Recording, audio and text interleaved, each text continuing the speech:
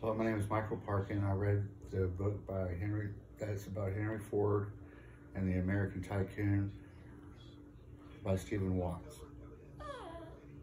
He was born July 30th, 1863, and he's an entrepreneur in his own rights. He became famous later in life when he was around his 40s. He created automobiles that he wanted the American people in the world to have a better way of transporting each other from town to town and from farm to farm.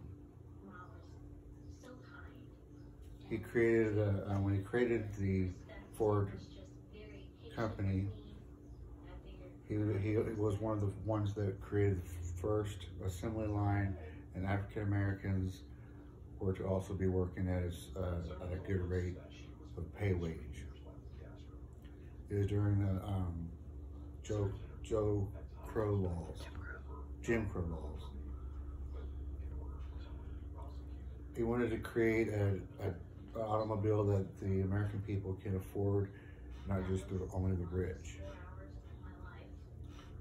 He started off with an automobile starting with the alphabet leading from A all the way to T, which was the automobile that he had in his thoughts and minds over the years, that all the masses could have a vehicle and a way of transporting, besides having a horse and buggy or a train or an airplane. He was also the first to create the assembly line where it was easier for one man to do one simple job, so any man could do it.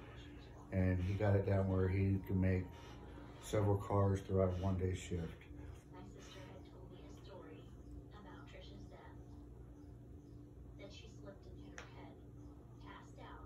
It was consumer revolution that he created.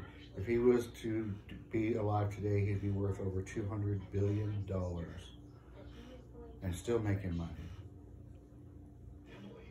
He also helped the government during World War II to create jeeps, tanks, automobiles, airplanes, anything that you think of that the government would need. Henry Ford was there to provide for them.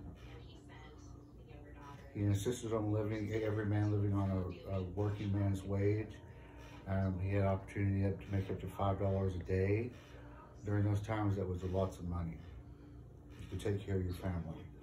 He also had a son named Edsel. Him and Edsel got together and started creating designs and different designs of vehicles, which Mr. Henry Ford was so caught up in his way of thinking that he thought that his way was the only way, and never really gave Edsel the credit that he deserved. They did eventually make the car that Edsel and his father thought about, and again, that car was sold at the masses. He drove his son Edsel to an early grave. I think Edsel had some health issues.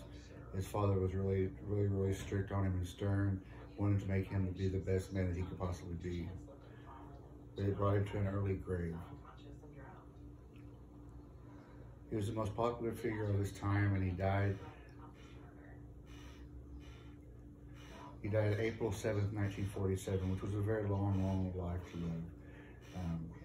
If it wasn't for Henry Ford, there's no telling where America would be right now. And he did help with the government during World War II, so that was also a benefit.